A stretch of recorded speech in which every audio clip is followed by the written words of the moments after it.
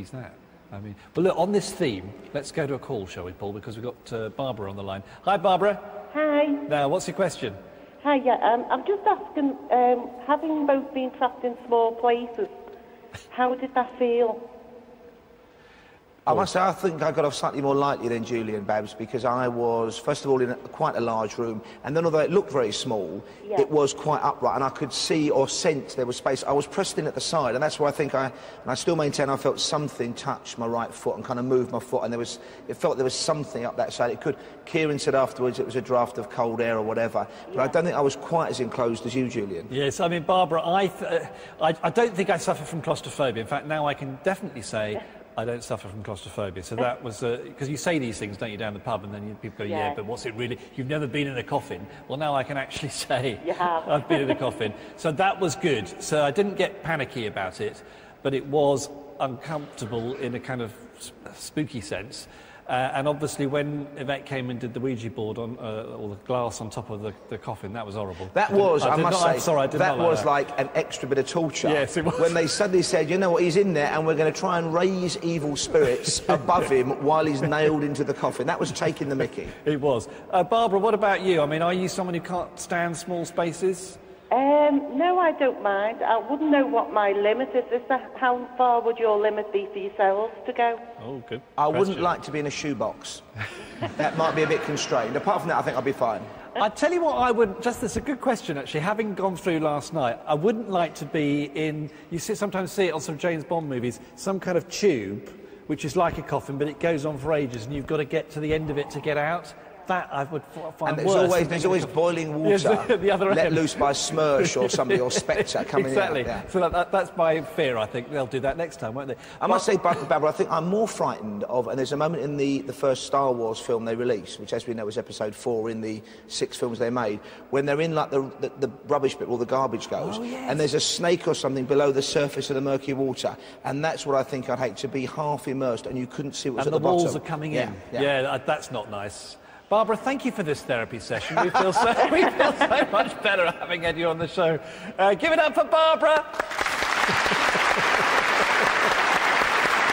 So, Paul, we're on this journey, I've said this to Yvette and Carl, of 7 nights and different manifestations each night. I think that's been a really fascinating idea. What has been really great about this, and most Haunted Lives are always really event television and TV to talk about, but what's been fantastic about this is it's like we've got back to the roots of it being live. As we know, and I think now people here will find out tonight, and people know at home, we never really know now how these shows are going to end. Last night we didn't realise Yvette and the team would come back and do that séance. It was fantastic they did. The previous night they started here, so you get the sense that it's the people via interactive, the people at home, people here who are guiding the investigation and making it absolutely live. And little did I know when I read the webcam sightings around the coffins that I would actually go to experience it, but we do pass on all the information. And last night at the end of the show, the séance was happening here, I'm here, we've got Billy Roberts here, Billy's starting to sense things, our medium clairvoyant, and the audience then, and it was like watching, without being rude, minnows in a fish tank.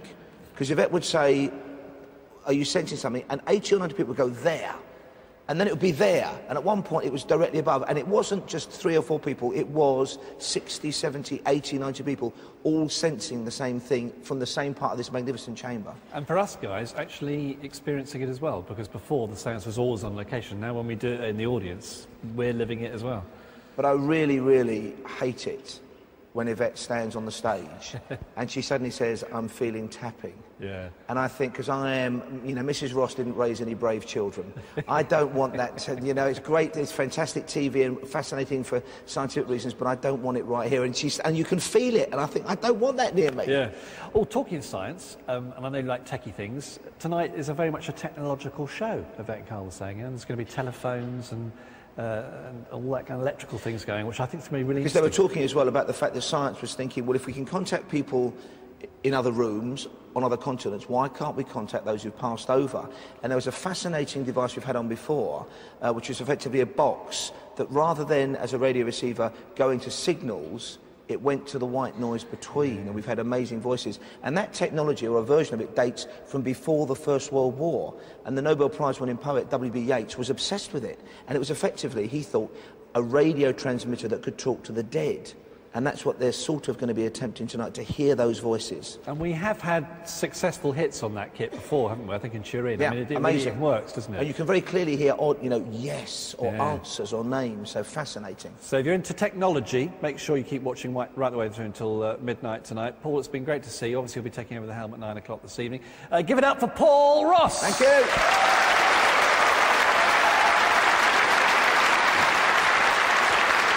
Now, I want you to meet an amazing man. Now, Steve Binns. He's Steve Binns MBE. In fact, he's well deserved of that too. He's a blind guy and he is a tour guide here at St George's Hall.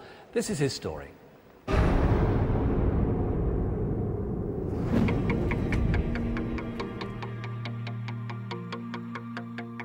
My name's Steve Binns. We're in St George's Hall. I'm the community historian for the city of Liverpool. My work at St George's Hall is to talk to our visitors and our citizens about its history, about its two histories as a court and a functioning hall, and about the place it occupied in the town and city, and how essentially it found Liverpool as a town and left it as a city. I used to do things deliberately to stir people up.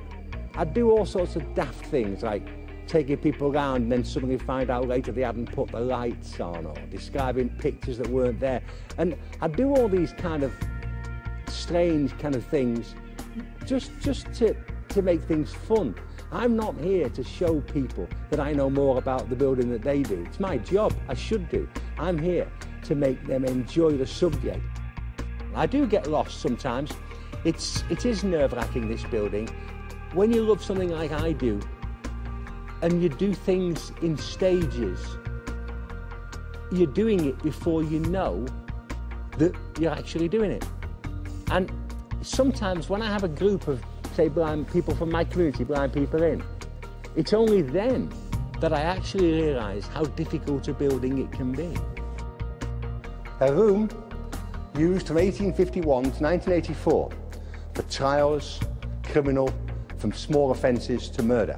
And between those two dates, over 100 men and 4 women were sentenced to death and later executed. But many hundreds more were reprieved. And even many involved in very small cases would feel, as they stood in this dock, the full weight of the misery of the system pressing down upon them. I've often been asked what I would do if I had 5 minutes of sight. First 5 minutes of an Everton home game? No, nothing happens. If I had 5 minutes, there's a passage right at the end of the room. And it's a small, dusty, little grim sort of place, really.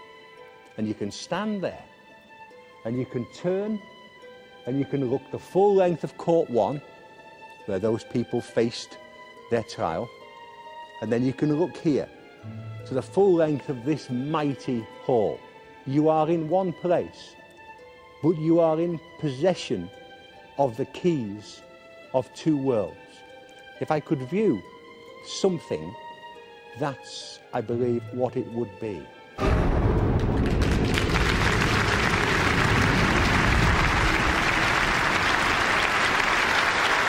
Amazing guys. Steve, thank you for making that film. Steve's been a tour guide here since, as we had, 1992, awarded an MBE for his services to heritage, well deserved. And also, interestingly, Steve has the largest collection of Braille in the country, Steve Binns. Now, time for us to take another break, and the search for evil continues after this. This is a strong sense of, someone or 2 people looking down from up there. Okay, I've driven up all the way from Brighton to be here. It's my first ever Motor Haunted Live. Really, really excited. But Carl, please be careful. We don't want you hurting yourself too badly. Come here to see Most Haunted Live in Liverpool! Yay! And our favourite is Karen O'Keefe! Yay!